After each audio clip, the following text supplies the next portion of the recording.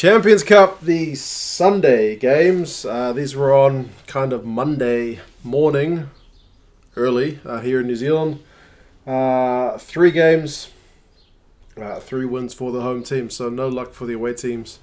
And this one, Irish team, English team, and French team all having a win, so it was a bit of a mixed bag. But I managed to watch the Connacht and Racing games at the same time. They were on at different times, but this was 2 in the morning. This was 4:15.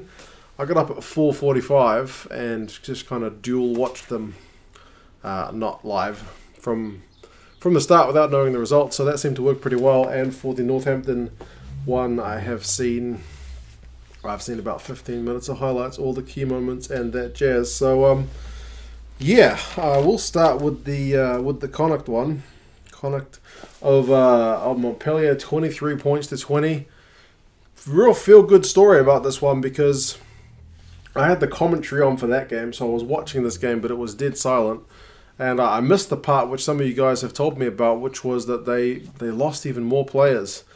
In like the warm-up, like 3 players or something had to be replaced, which was already a pretty depleted squad. So very impressive for Connacht to get a win here, complete the Irish clean sweep in the Champions Cup this weekend. So absolutely fantastic against a pretty big name Montpellier team with kind of lots of stars in it. So yeah, it was a really excellent result. Tried to Cruden to start off with for Montpellier.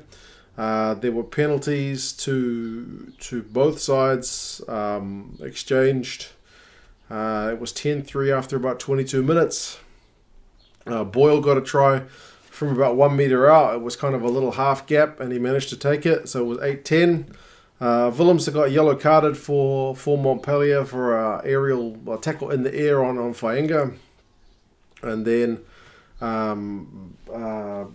McCartney got the try over like the 40-minute mark.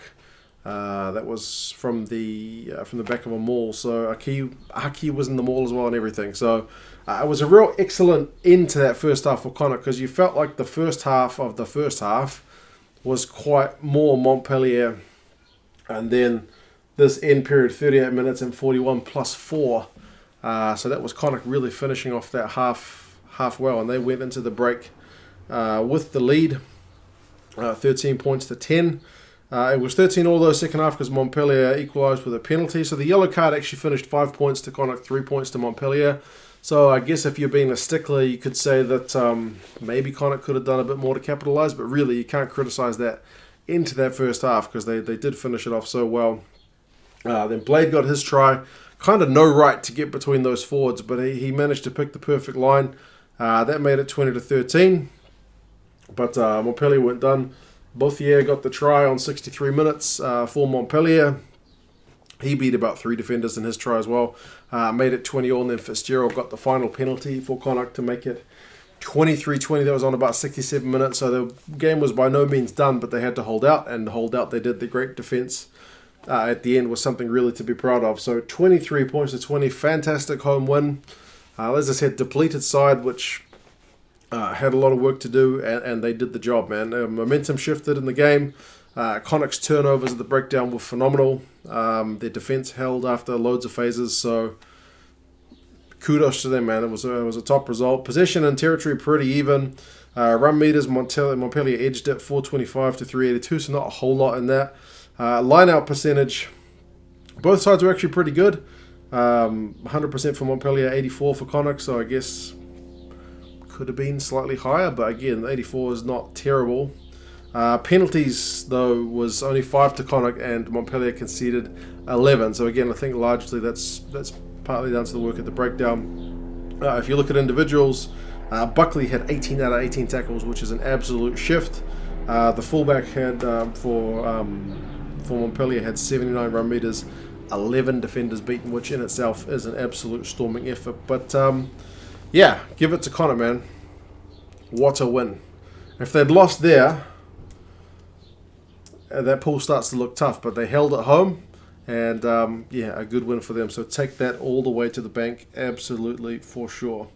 The next one, which again I've only seen the highlights, Northampton over Lyon, 25 points to 14. It seemed like a pretty interesting game. Like I've noticed that there were a fair few penalties. Bigger got one, and then another one, and it was all thanks to the pressure early on from Northampton. So they made it 6-0. Fernandez had a try chalked off because there was a very slight knock-on in the build-up. But then it was more penalties and a try from Hutchison. It was a great try, to be fair. Again, tackle busts and the way he kind of crawled and rolled.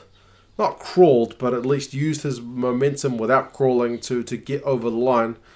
Couldn't have been more better done. So that was kind of a perfect try. 13-0, 16-0, 19-0, second half starts 22-0. All these penalties just adding up. Bigger's boot was really on point today. Northampton did get a yellow card though, just on the hour mark. And I think it was kind of repeated infringements. And then there was a quick play from Lyon, cross kick. Regard got the try. Made it 22-7. Northampton kicked the penalty though, so the yellow card ends up 7 points to 3. So again, in the scheme of things for Northampton, not too bad during the yellow card period. They did do pretty well. Lyon did get a final try though, just before like the kind of final 5 minutes. And I think that was on the back of kind of a big scrum, which looked pretty solid from Lyon from what I've seen. But that's how it finished, 25 to 14. You'd have to say Bigger, from what I've seen, again, looked pretty awesome. Cobus Reinach looked pretty awesome. There were a few intercepts in this game. There's one moment where Lyon seemed to have Northampton dead and buried from an intercept like Natai.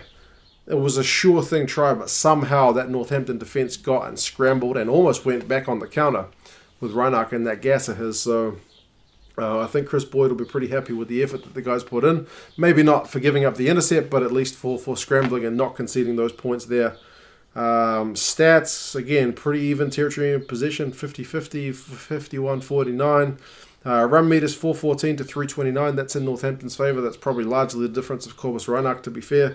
Line out, 92% Northampton, 71% for Lyon, so a wee bit costly there. Tackling percentage, neither side will be that happy.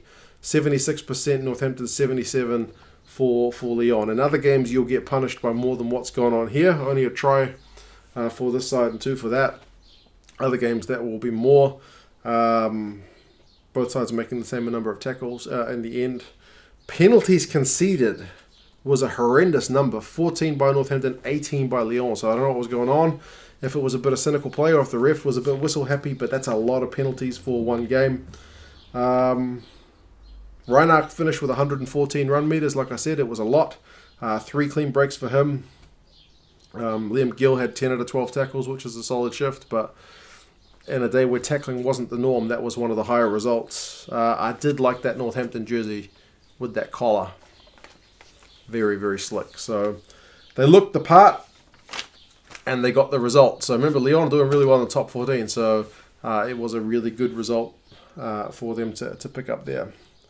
Last one, Racing against Saracens. It was always going to be a tough one for Saracens because they had so many of their big guns out, and Racing, well, they didn't have Nakarawa, but they had most of their top gun players from what I know of their squad. And it kind of showed at the end. It was 30 points to 10. Bonus point victory, which last season seems unthinkable from that Saracens team who ended up winning the whole comp. But it was penalties, shots early. They missed the first one, got the second one, did Racing.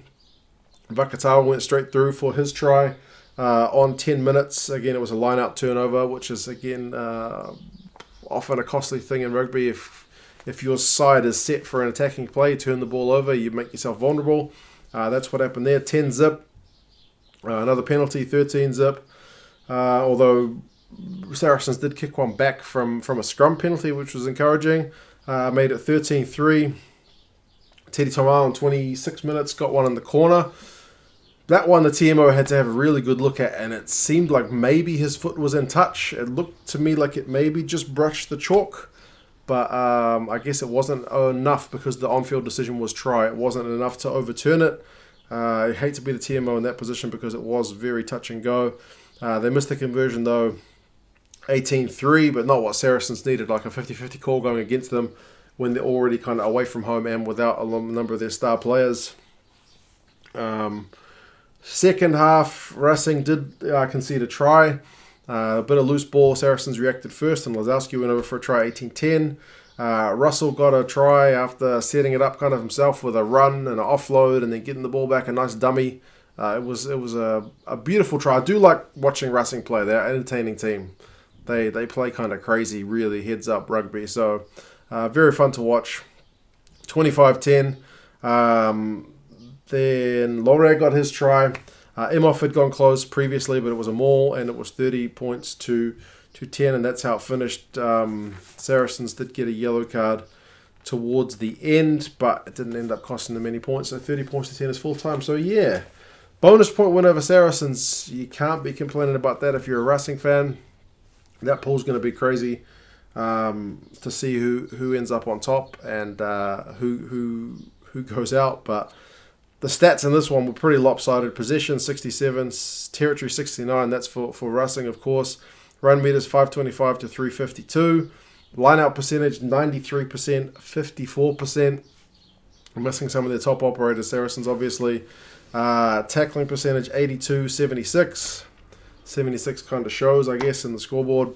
Penalties conceded 5 to Racing, 13 to Saracens. So it was just all kind of against them for this one. It was always going to be a hard task and just proved a bridge too far. But see how they go when all the big guns come back. They're going to be a different team for sure. And it's good experience for some of the young guys as well. They'll learn from this. It's a good trip abroad.